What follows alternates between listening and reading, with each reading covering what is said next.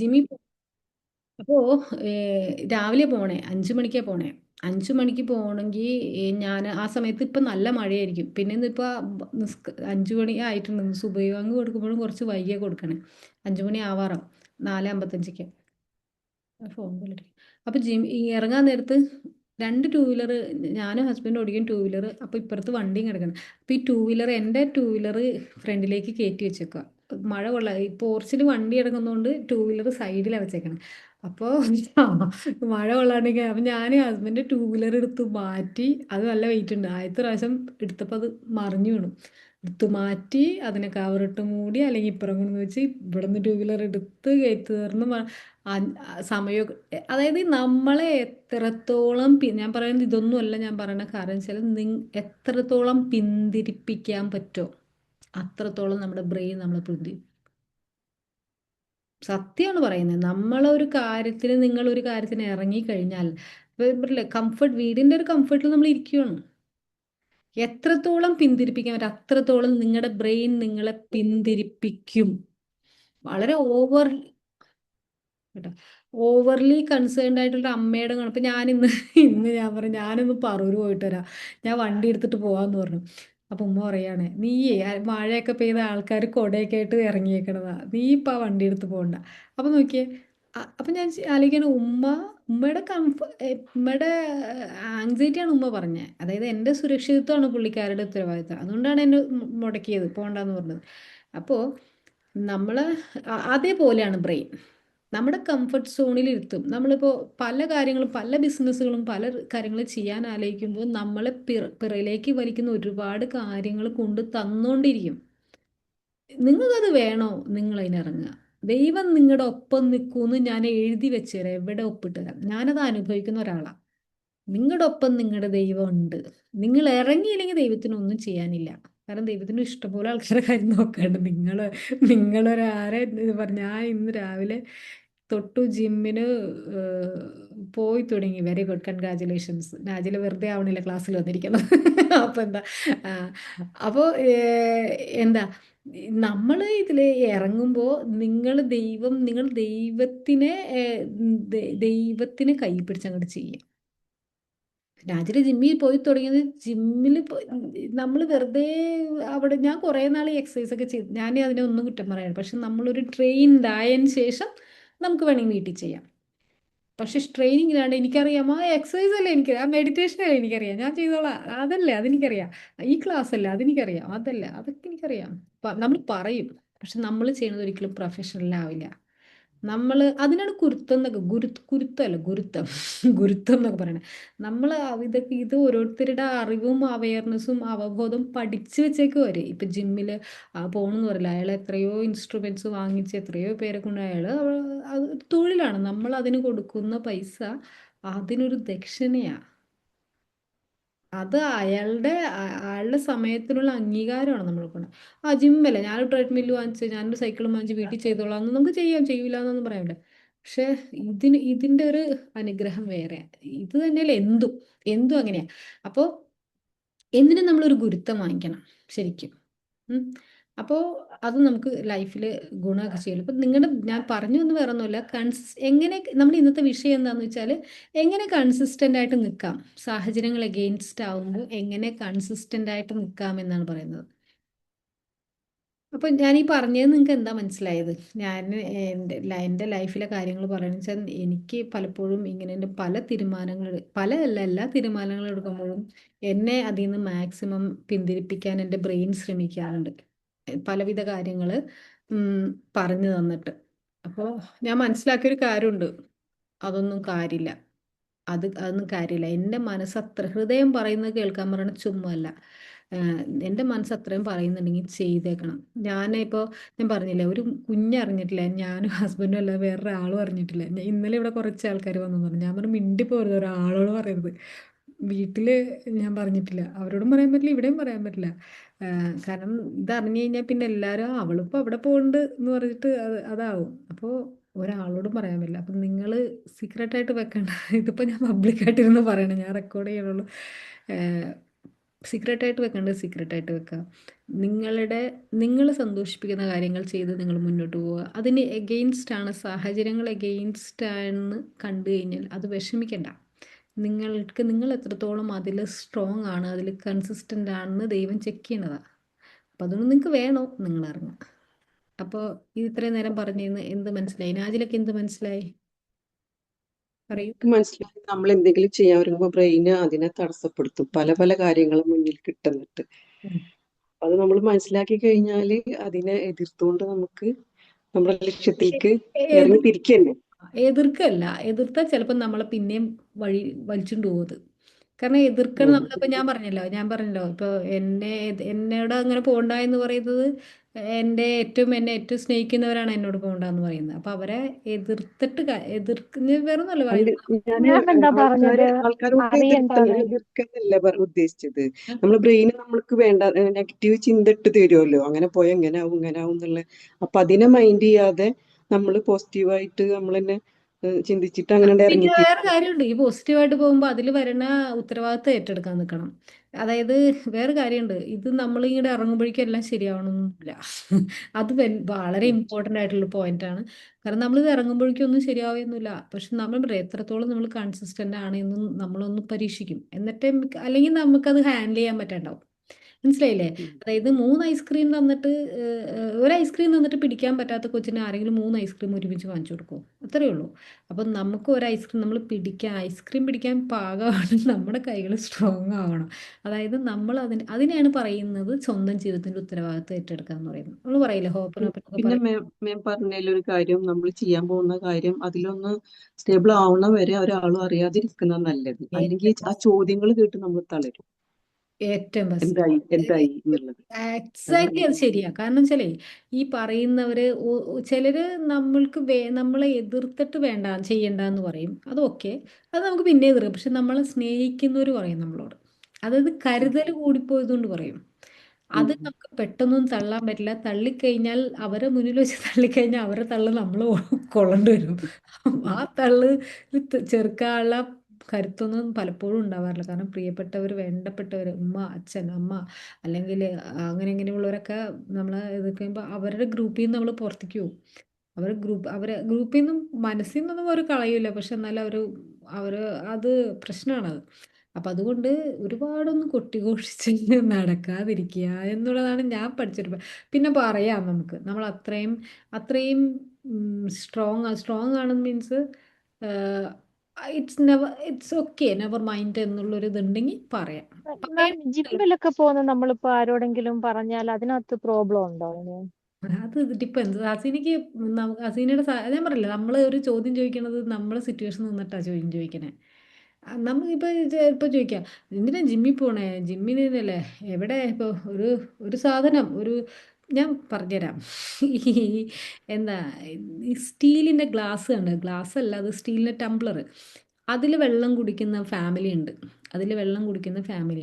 ചിലരുണ്ട് അതിൽ മാത്രം അവർ വെള്ളം, അതായത് ഗസ്റ്റ് വരുമ്പോൾ മാത്രമേ അവർ കുപ്പി ഗ്ലാസ്സിൽ വെള്ളം കൊടുക്കുകയുള്ളൂ.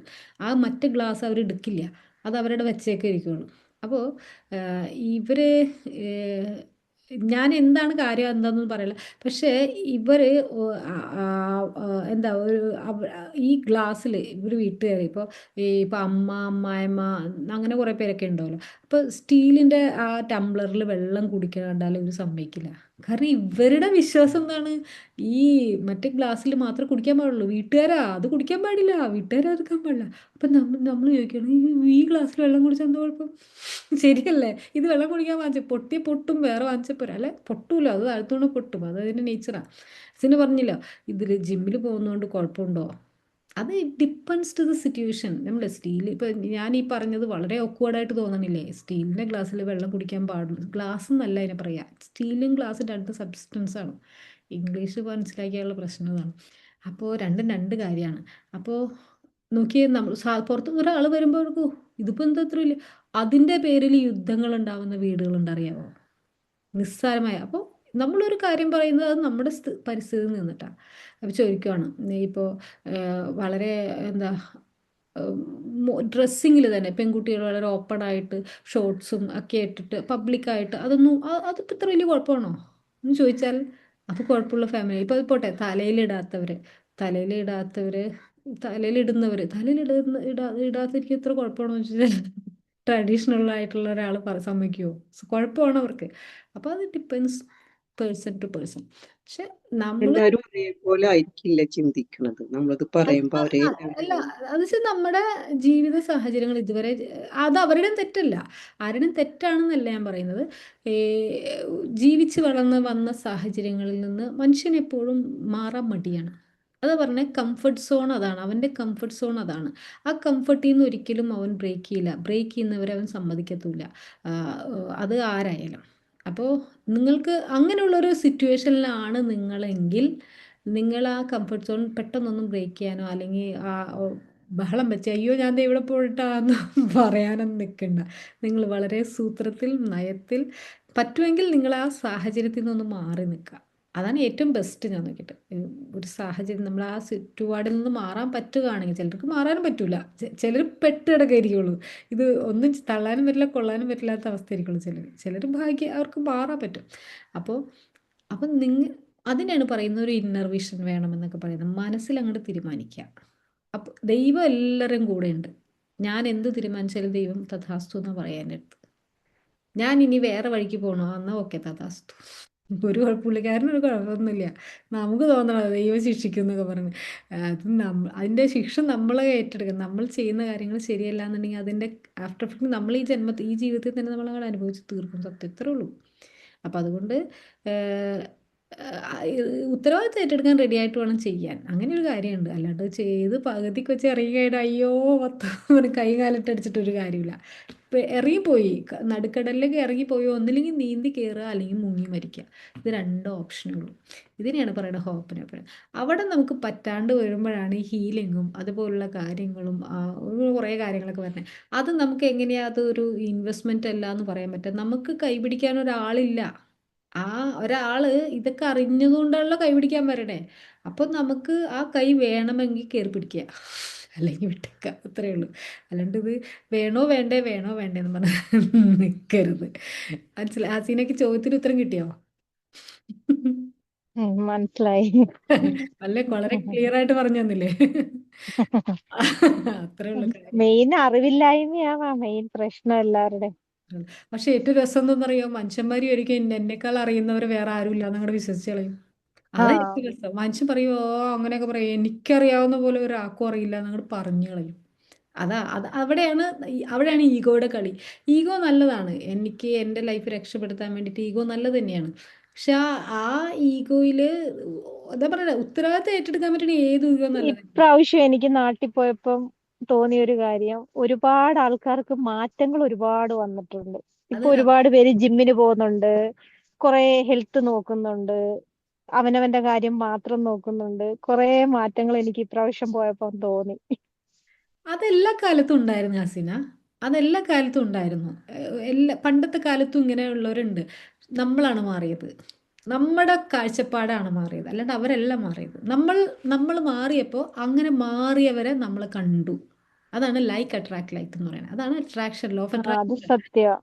ഞാൻ അങ്ങനെ മാറിയപ്പോൾ എൻ്റെ പെർസെപ്ഷൻ ഇത്തിരി വലുതായപ്പോൾ അങ്ങനെയുള്ളവരെ ഞാൻ തിരിച്ചറിഞ്ഞു. മുൻപും അങ്ങനെയുള്ളവർ അവിടെ ഉണ്ടായിരുന്നു. പക്ഷെ നമ്മൾ മഞ്ഞ കണ്ണടയാണ് വെച്ചിരുന്നത്.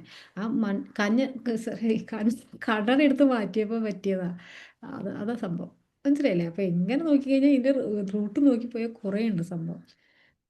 പറയൂ, വേറെ ആരെങ്കിലും എന്തെങ്കിലും ചോദിക്കാണ്ടേ ചോദിക്കൂ. അമ്പിളി എന്ത് പറയണു? അമ്പിളി എസ് എന്താണ് 2 S?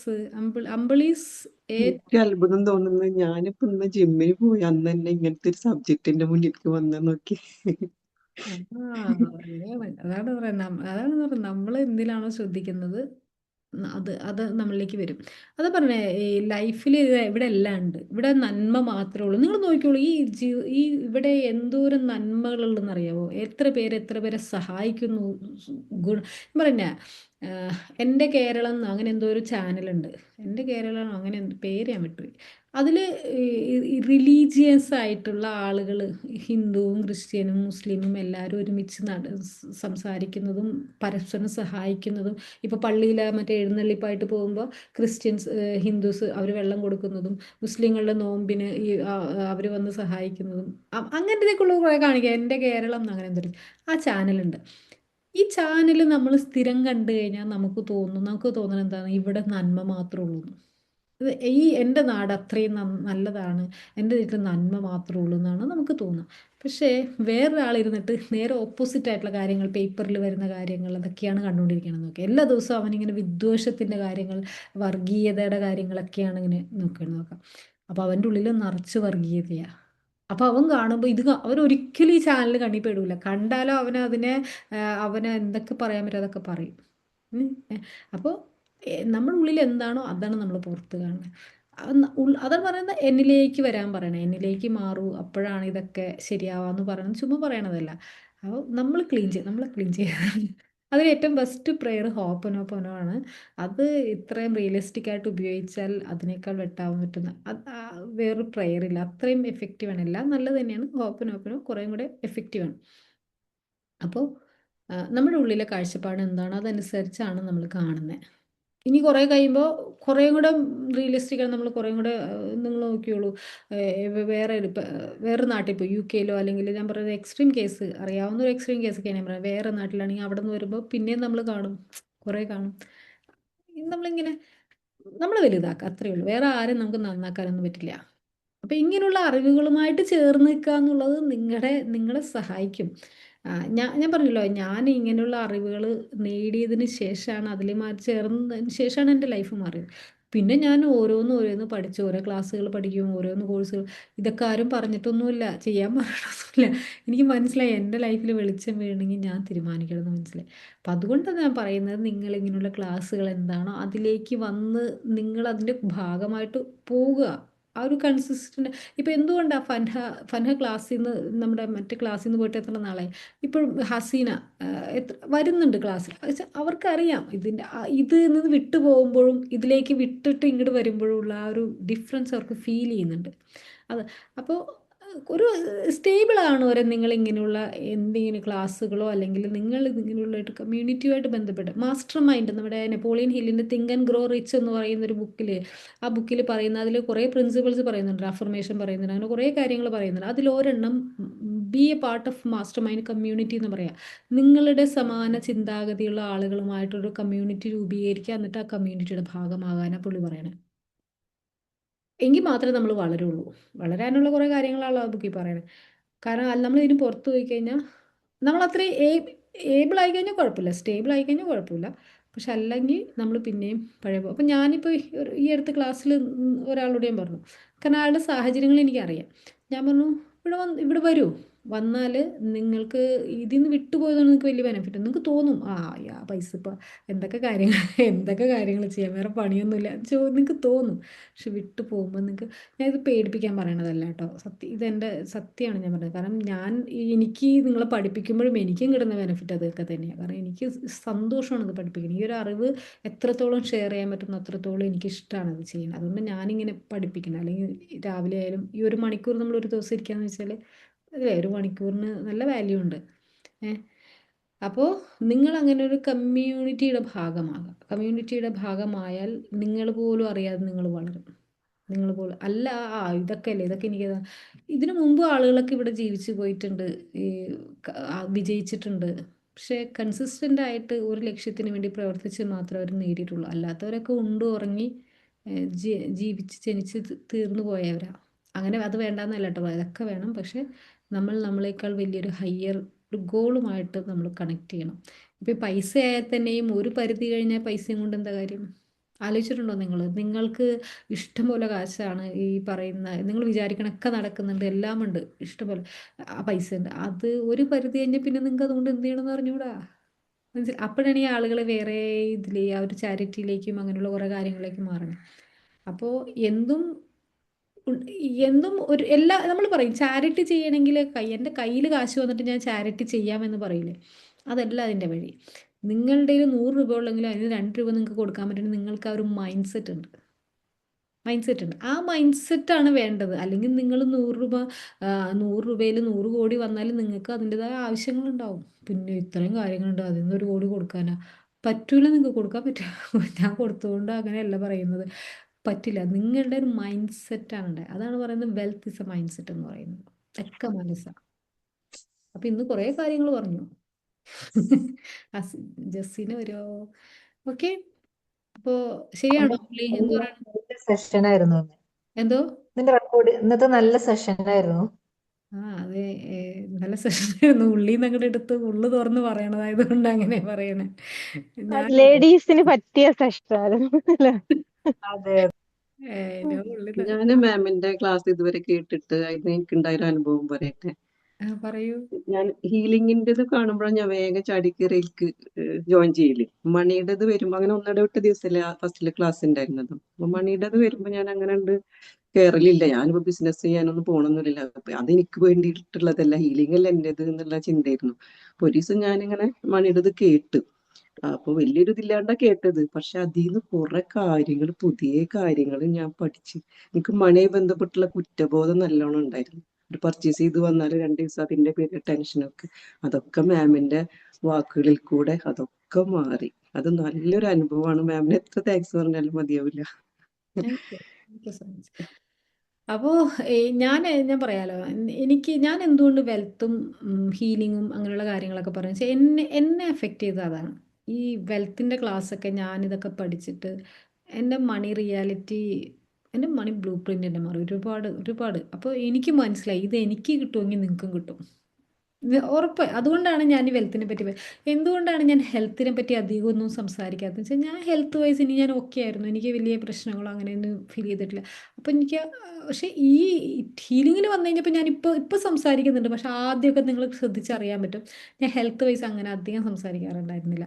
കാരണം അതിന് എനിക്ക് എക്സ്പീരിയൻസ് കുറവായിരുന്നു. പക്ഷെ ഇവിടെ വന്നപ്പോൾ ഇപ്പോൾ ഈ ഹീലിംഗ് ചെയ്യുമ്പോൾ ഞാനത് പറയുന്നുണ്ട്. ഹെൽത്തും എല്ലാം റെഡി ആവുന്നുണ്ട്. അപ്പം മണിയും ഹീലിങ്ങും അല്ലെങ്കിൽ അങ്ങനെയുള്ള വെൽത്താണ് എനിക്ക് ഫീൽ ചെയ്തിട്ടുള്ളൊരു കാര്യം. അപ്പോൾ വെൽത്തിന് എനിക്ക് നല്ല ബോധ്യമുണ്ട്. എൻ്റെ കയ്യിലുള്ള മെറ്റീരിയൽ സൂപ്പർ കാരണം ഈ ഫ്രീ ആയിട്ട് നിങ്ങൾ ഈ കാണുന്ന എൻ്റെ അടുത്ത് പലരും വന്ന് പറഞ്ഞിട്ടുണ്ട്. ഞങ്ങൾ വളരെ ഫീസൊക്കെ കൊടുത്ത് പഠിച്ച ക്ലാസ്സിൽ പറയുന്ന കാര്യങ്ങളാണ് മാഡം ഫ്രീ ആയിട്ടിരുന്ന് പഠിപ്പിക്കണത്. എൻ്റെ അടുത്ത് 3-4 പേര് എൻ്റെ അടുത്ത് വന്ന് പറഞ്ഞിട്ടുണ്ട്. എനിക്കറിയാം ഞാൻ പഠിപ്പിക്കുന്നത് കറക്റ്റാണ്. കാരണം അങ്ങനെയുള്ള ഓതൻറ്റിക് ഒരു സോഴ്സിൽ നിന്നാണ് ഞാൻ പഠിച്ചിരിക്കുന്നത്. അത് എൻ്റെ ലൈഫിൽ ഇംപ്ലിമെൻ്റ് ചെയ്ത കാര്യങ്ങളാണ് ഞാൻ പറയുന്നത്. അപ്പോൾ എന്താ പറയുക, നമ്മൾക്ക് അലൈൻഡ് ആയിട്ടുള്ള സോഴ്സ് എവിടെയാണ് അവിടെ നമ്മൾ നിൽക്കുക. അങ്ങനെയുള്ള ആ ഒരു അറിവ് പകർത്തുക, അത് പ്രാക്ടീസ് ചെയ്യുക. ഹബീബ് പോയോ?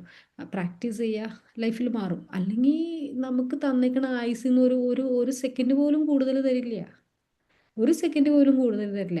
അപ്പോൾ അതുകൊണ്ട് മാക്സിമം യൂട്ടിലൈസേഴ്സിന് അല്ലേ, എഞ്ചിനിൽ എണ്ണയൊക്കെ ഒഴിച്ച് ഇട്ട് കൊടുത്താലല്ലേ എഞ്ചിൻ നന്നായിട്ട് വർക്ക് ആകുക. എഞ്ചിനല്ലേ അത് വർക്ക് ചെയ്തോളൂ എന്ന് പറഞ്ഞിട്ട് കാര്യമുണ്ടോ? വർക്ക് ചെയ്യാതിൻ്റെ. പക്ഷേ ഇതിങ്ങനെ വലിച്ച് വലിച്ച് കുറേ കഴിയുമ്പോൾ തളരും. അപ്പം നമ്മൾ എണ്ണയിട്ട് കൊടുക്കണം. ഈ എണ്ണയാണ് ഈ മോട്ടിവേഷൻ എന്നൊക്കെ പറയാം. അത് ഉള്ളിൽ നിന്ന് വരണം.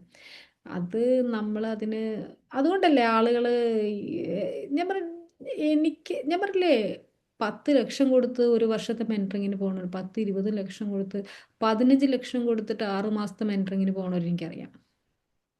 ഞാൻ അവിടെയൊക്കെ പോയി പഠിച്ചിട്ടുണ്ട്. 15 ലക്ഷം 6 മാസത്തെ മെൻറ്ററിങ്ങിന് അവർ ചാർജ് ചെയ്യുന്നത് 15 ലക്ഷം. നിങ്ങൾക്ക് ആലോചിക്കാൻ പറ്റുമോ ആ കാര്യം? ആലോചിക്കാൻ പറ്റുമോ? അവർ ഫ്രീ ക്ലാസ്സസേ കൊടുക്കുന്നില്ല. അവർ യൂട്യൂബിലും ഇല്ല, ഫേസ്ബുക്കിലും എങ്ങും ഇല്ല. അവരുടെ അടുത്ത് അവരുടെ വാല്യൂ അറിഞ്ഞവർ മാത്രം അവരുടെ അടുത്ത് ചെല്ലണുള്ളൂ. അപ്പോൾ ഇത് നമുക്ക് ഇതിൽ നിന്ന് കിട്ടുന്ന ബെനിഫിറ്റാണ് നമ്മൾ നോക്കണ്ടേ. നമുക്കിത് കിട്ടിക്കഴിഞ്ഞാൽ എൻ്റെ ലൈഫ് എങ്ങനെ മാറും? എനിക്ക് ചെയ്യാൻ പറ്റുമെങ്കിൽ പൈസയുടെ കാര്യം എനിക്ക് പറ്റുമെങ്കിൽ നിങ്ങൾക്ക് ഉറപ്പിടും. ഞാൻ ഓരോ കാര്യങ്ങൾ ഞാൻ എൻ്റെ വലിപ്പം പറയണതല്ല, ഞാൻ എൻ്റെ സാഹചര്യം നിന്ന് ഞാൻ എടുക്കുന്ന റിസ്ക് ഉണ്ടല്ലോ, ആ അത് ഭയങ്കര വലുതാണ്. ഒരുപാട് അതിൽ പലപ്പോഴും അതിൻ്റെ എതിർപ്പുകളും അതിലും വലുതാണ്. ആ എതിർപ്പുകളെ ഞാൻ മൈൻഡ് ചെയ്യാറില്ല. ഞാൻ അവഗണിച്ചിട്ട് ഞാൻ എടുക്കും.